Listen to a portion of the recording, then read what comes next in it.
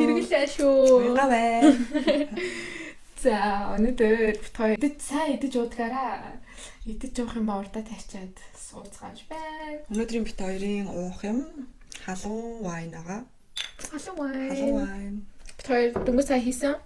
Өнөөдрийн идэх десерт нь болохоор десерт гэх юм уу юу гэх юм те. Снэкэнд олон төрлийн чиз бит хоёр амсаж үзэхээр авсан байгаа. Ерөөс өмнө нь зарим нь идсэн, зарим нь идэж үзээгүй юм байна. Тэгээ уянгаагч чиз нь айгуу дуртай. Би нэг чиз нь дургу. Чиз хэрэглийг өнөөдөр чиз идүүлэхээр өнөөдөр 5 бүгдийн өмнө авчирсан байна. Ганц ч өөрөө чизээр алдартай. Тэгээд бит хоёр ганц нэгээс нь л ер нь амсч. Зарим нь гэхдээ яг Нидерландын биш. Тэгээд туршиж үздэг. За тийм. За тэгээ өнөөдрийн буу халах сэдв маань тэргэл яаж гадаадд ирээд одоо гэрээ санах өвчнөтэй. Тэгэж л юу. Гэрээ саналтайгаа хэрэг өвчсөж үдийг хүрсэн бай энэ талаар буу халах болно. Гадаадд амьдардаг хүмүүс гэрээ сандаг уу? Сэтгэл санаа ямар байдаг вэ? Тэр талаар нээлттэй ярилцах болно. Яа. За, хоёлаа нэг энэ сууж аваад манай нэвтрүүлгийн тэтгэгчээр автлаа.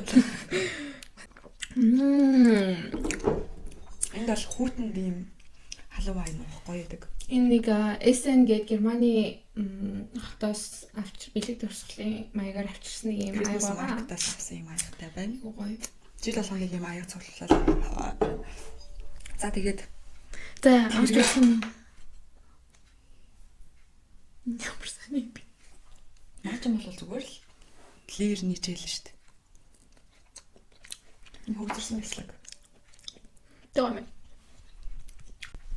Тэрглээ. Чи гэрээсээ хамгийн анх хизээ өрөө орхиж нэгсэж байваа. Би яг 18 хүртэлх жилдээ 8 сарын 27-нд тэмдэглэжээ. 29-нд нь нисчихсэн. Тэгэл за баяртай. Би явлаа. Угаасаа амар явах хүсчихсэн. Тэр үед ямар сэтгэл төрчихсэн бэ яг анх нисэж байхад. Тэгэл гоё доо одоо нэг ингээд ямар амьдрал хүлээж байгаа бол амар тогтолтой нисчихсэн. Ерөөсөө санах бах та, зовх бах та гэд гэрээ сандаа гэж бодохгүй. Угаасаа айгу явах өөрөө сонирхолтой байсан. Тэгэл явсан. Та эзээ гэрээ орхиж байв да. Миний хувьд болохоор би яг 17 арай хүрэг байхдаа ахлах сургуулаа төгсөөд тэгээд 17 дөнгөж хүрээд 6 сард нь 17 хүрээд тэгээ 17 настай Турк руу явчихсан. Тэр үед ч гэсэн тэгээд хинтээ явсан. Тэр үед болохоор манай тэр хамт явж байгаа хүүхдүүд аягүй олон тийм үү насан туршаагүй хүүхдүүд байсан учраас одоо тэр мастраар явж байгаа хүнд нь бүгдийн итгэмжлэл хийгээд тэгээ бөөндөө хамт явчихсан. Миний хувьд ч гэсэн бас амар догтлолтой. Тэгээд анх удаа бас онгоцон сууж үзээл ер нь айгу догтлолт өөрөн явж исэн юм байна. Одоо эргээ бодоход. Тэгээ таны гэрээ саналт чи яг та Туркт очиод яг хэр удааны дараас эхэлсэн гэж бодож байна та? Туркт бол ер нь бас харьцангуй гэр саналт гайгүй байсан шүү.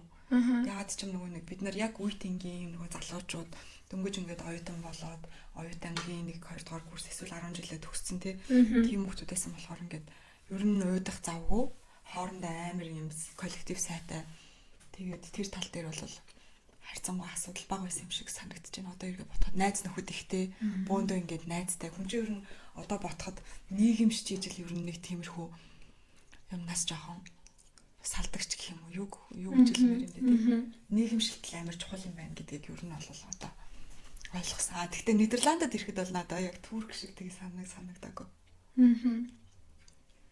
Би болохоор Унгарт очичоо тэгээд нэг оюутны байранд ингээд нэг румейттэй өрөөндөө хүүхдүүдтэй хамт амьдардаг гэсэн. Тэгээд яг нэг 2 сар болсон юм болов уу? 1 сар юм уу 2 сар болсон юм болов уу?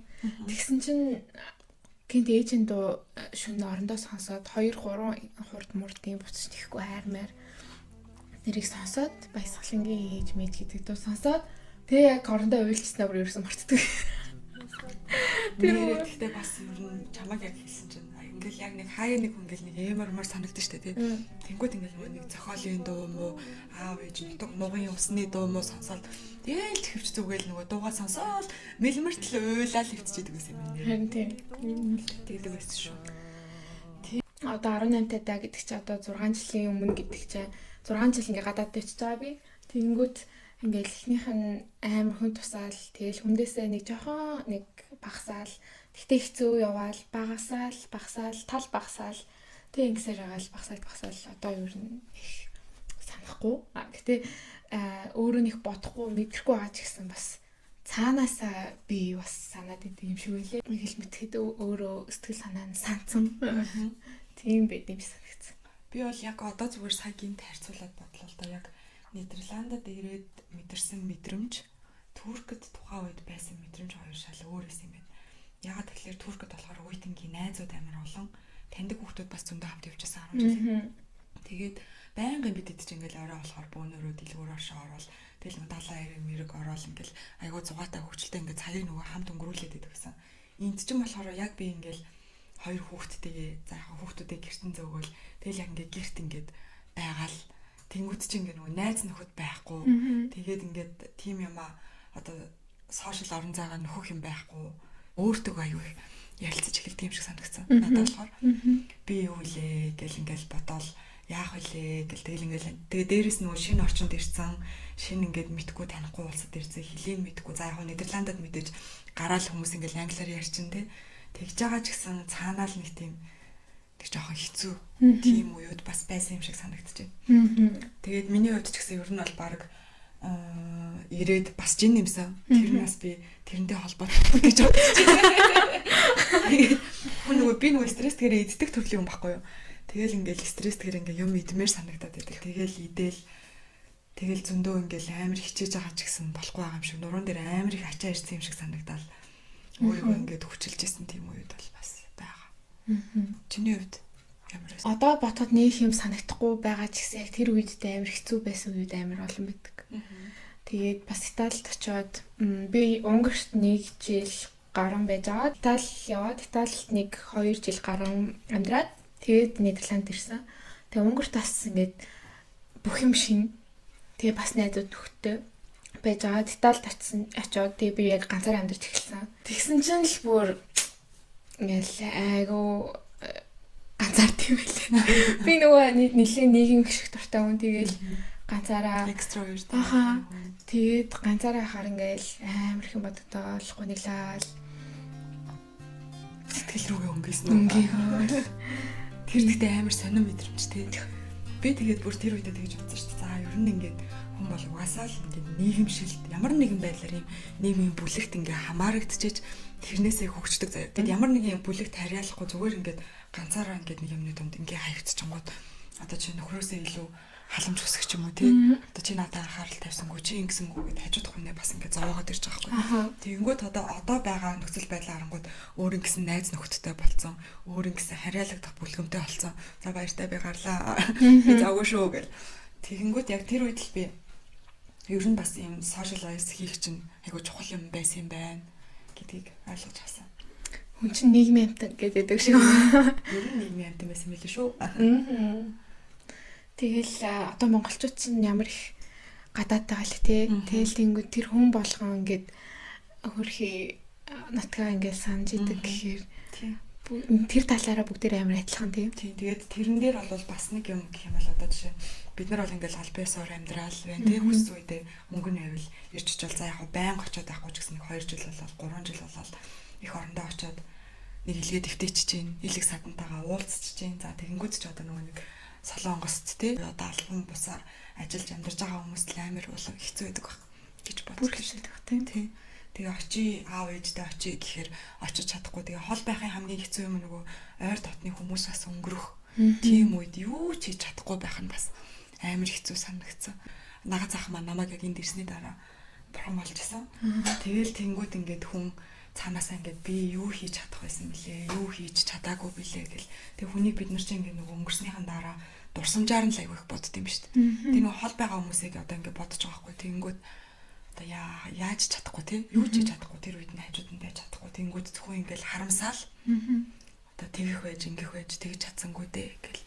Тэр нь хол байгаа хүмүүсийн бас нэг аягүй асуудал гэх юм уу, хэцүү давж гарах хэвээр зүйлс юм бас нэг юм шиг санагдсан. За энд нэг юм жимстэй талах гэсэн юм байгаа. Сая тэргэл амсаад үзчихлээ ямар юм? Жимстэй талхаа. Тийм. Талхуур самтдаггүй. Чихэрлэг талах гэсэн жимсний амттай. Хатаасан жимстэй. Чихэрлэг байна. Тэгтээ талхны нэг юу бэ шүү дээ. Би нөө. Гоё юм. Та ямар үед хамгийн их гэрээ санддаг вэ? За ер нь бол гэрээ санддаг үе гэх юм бол одоо бид нарын монголчуудын одоо нэг үндэсний баяр наадам тийм үү, цагаан сар ч юм уу тийм наадамч юм уу, эсвэл одоо аав ээжийн төрсөн өдөр ч юм уу тийм шинэ жилээр амар санддаг шүү дээ. Шинэ жилээр ингээл Монголын бас нэг юм гоё шинэ жилийн уур амьсгал тийм тэгэл гэр бүлэрээ байдаг тэр баяруудаар бол ер нь гэр бүлийнхнийг их санддаг. Би болохоор цагаан сараар амар санддаг. Яа тэгэхээр манай гэр бүлийнхэн цагаан сарыг амар илүү их тэмдэглэсэн юм шиг. Өргөн дэлгээр. Тэгээд одоо та ирэх гэрээ санаж байна. Тэрнтэйгээ яаж тэмцэж давж туулж гарав та? Одоо бол ерөнхийдөө гэр бүлээ санахад бол одоо нэг техник технологи бас харьцангуй хөгжчихлөө тий. Туркод байхад бол манай ээж хоёр надтай ярих гал сэлэнгийн холбоон дээр очиод интернет ороод яг мессенжерээр ярьдаг байлаа. Тэгэл нөгөө нэг бид нар бас юунаас Туркээс нөгөө G-Mobile-ийн дугаар аваад Lime билүү нэг аппликейшн Lime биш шүү дээ. Ой, Lime чи сүүл. G-Mobile-ийн нэг аппликейшн гэдэг гэсэн. Тэрийг ашиглаад гэрлүүгээ залгадаг ярьдаг. Одоо бол дүрсээ хараад манай аав хоёр бол өдөр болгон яриад хүүхдүүдэд бас харах гал ач зээнэртэйгээ яриад бас техник технологи хөгжөөд бас харьцангуй тэгээ нэг яримаар байвал дүрсээ хараад ярилцж чинь тий. Тэр нь бол маш их технологийн юу бол давуу тал болж байна. Гэтэл бас яаж амьдаараа уулзахыг гүйцэтгэв. За тэгээ тэрэлт хоёрын хувьд Нидерландынхаа эморлыг хэрхэн даван тууллаа?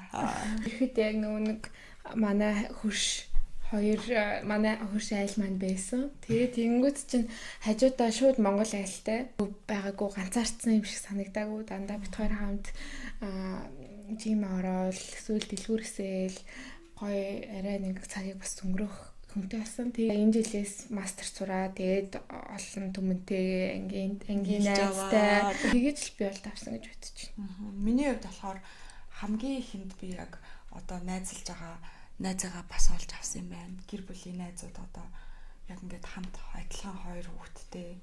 Тэгээд яг хамгийн анхны одоо баг WhatsApp-аар хүү чи баг Монгол руу юу вэ гэл тэгж уулзаж ер нь бас арай гэж олж авсан шүү. Тэгээд тэрний дараа болохоор одоо нөгөө нэг манай нөхрийн сургуулаас бит хоёрт тэрэлт хоёр хоёулаа тэрэнд хамрагддаг.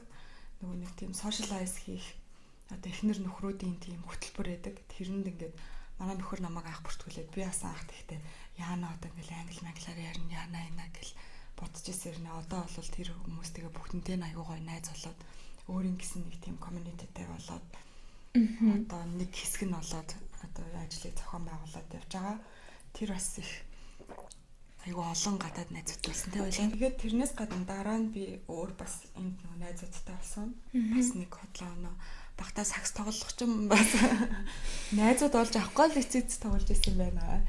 Сакс тоглох би айгүй сонирхолтой. Тэгээд тэрнийхээ буйнаар энд бас сакс тоглодог охтуудтай манай нэг найз баг бүрдүүлээд одоо ингээд яг энд дэдэг охтуудыг ингээд холбоо хараад бид нар ингээд яг нэг баг шиг ер нь бол нэг хэсэг айгүй ич хүчтэй тэмцээнд ороод явж исэн. Одоо ч гэсэн тэр охтуудтайгаа бүгднтэй найз. Тэгээд маш гоё найзлаад явдаг. Тэгэл өөрийн гэсэн ер нь бол маш олон найзуудтай болоод ирэхээр л хүн нийгэм шигдэл завгүй болоод ирдэг юм байна. Тэгэж бит хоёр survive хийжээ. Яг ингээд нөгөө тухтай байгаа зооноосоо гараад найзуудаа олж аваад мэдээж тэгсээ найз олж авах чинь тийм амархан биш шүү дээ. Өөрийнхөө тэгээд мэдээж ингээд шалгуур бас дунд нь явж байгаа найзлах уу яах уу дундаасаа болж ийн яаж нээж ийн гэл тэ. Тэгээд найзтай болж үлдэн гэдэг чинь бас Тэр одоо энэний ард найзын дуу юм шүү. Ямар дуу байдаг лээ? Нэг өрөөлийг Ачиж. Нөхөрлөл ихэлсэндээ биш. Найзалж яваад яаж дууссан бэ? Нөхөж өгөөсөж би цаг хугацаа гэлээ. Би яг дууч шиг сонсогдоод байна. За нэг иймэрхүү. Найзуудаа зориулж I don't need хатаг өргөж байна. За ингээд ер нь бол тэгэхээр ганцаарлыг даван туулдаг ганц юм чи ер нь найз нөхөд юм байна шүү. Нийгэмшилт юм байна шүү. Тэгээ битгий ганцаарлаарай. Бит хоёртой хамтаагаараа тэгвэл ганцаардахгүй юм. За тэгээд тэгвэл тэгээ энэ одоо яагаад дуусвэ? Шиг боллоо. Нилээ урт бичлэг болчих болоо. Уйдасан бол уучлаарай. Дараагийн дугаар хүртэл bye. Хоёлоо залпаа.